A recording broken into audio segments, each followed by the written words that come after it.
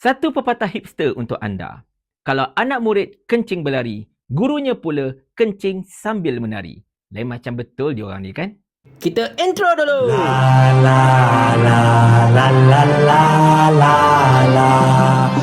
Assalamualaikum warahmatullahi. Pagi semalam saya telah membawakan kepada anda video yang membincangkan tentang sikap tidak profesional Timbalan Perdana Menteri yang juga Presiden UMNO, iaitu Datuk Seri Ahmad Zahid Hamidi berkenaan dengan situasi yang berlaku di negeri Kedah, iaitu situasi banjir.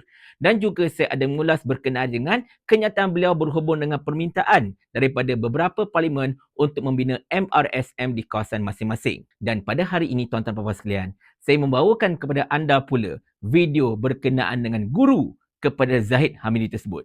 Tonton. Dan saya nak tanya, negeri-negeri yang berdegar-degar syarah ni kamu buat apa? Yang berdegar-degar datang sini marah orang, kamu nak tanya? Tanya, di negeri kamu berapa rumah yang kamu bina?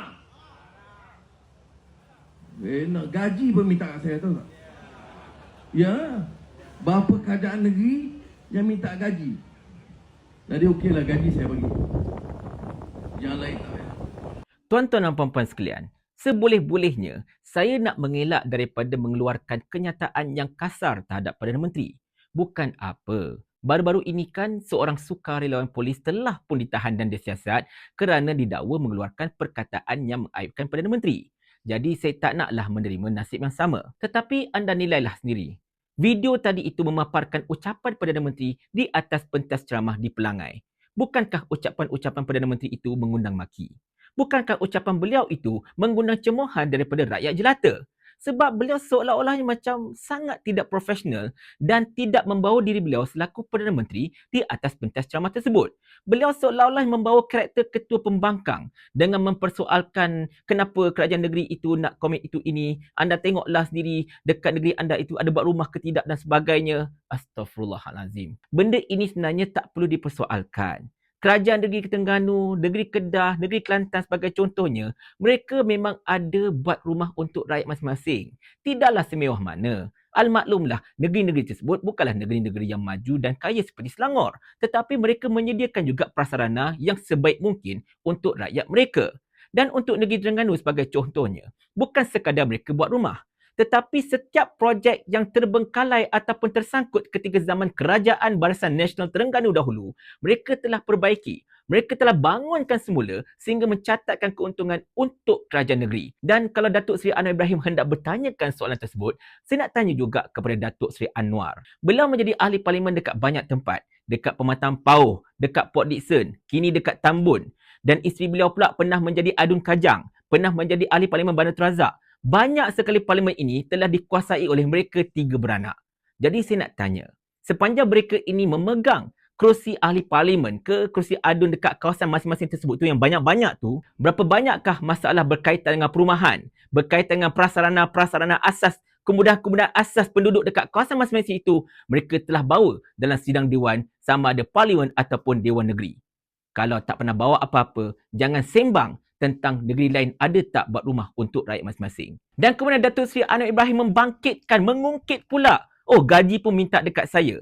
Anda itu bukan sekadar Perdana Menteri. Anda juga Menteri Kewangan. Perbendaharaan negara ini terletak di dalam tangan anda.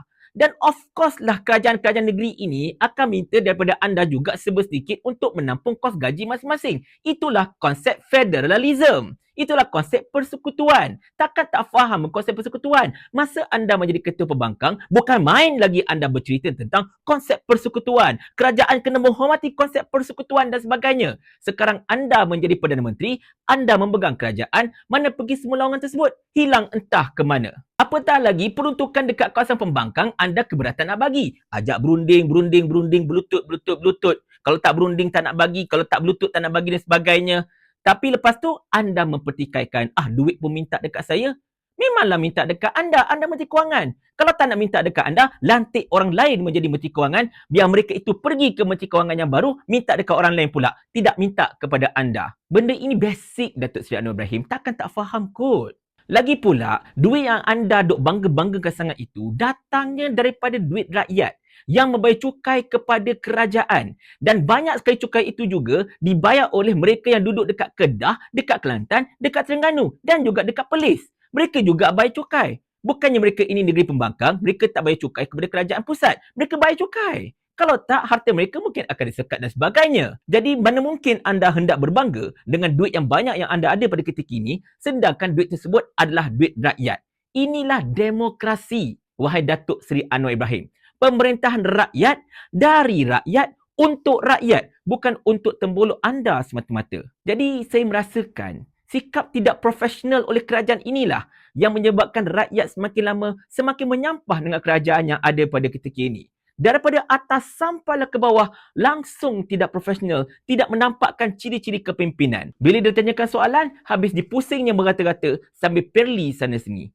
Inikah ciri-ciri sebuah kerajaan yang mempunyai tata kelola yang bagus?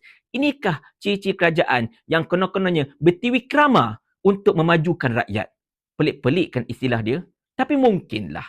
Kerajaan ini kan kerajaan mereka. Mereka rasa oleh kerana kerajaan ini adalah kerajaan mereka, mereka boleh buat apa sahaja yang mereka nak. Yalah, Sani Hamzan dah kata macam ni. Kerajaan ni kerajaan kami. Jadi ikut suka kami lah. Paling kurang aku ada formula. Ni kau ada menteri berlambak-lambak ni satu formula pun tak ada. Otak letak dekat mana? Sampai Abang Jamil mampus.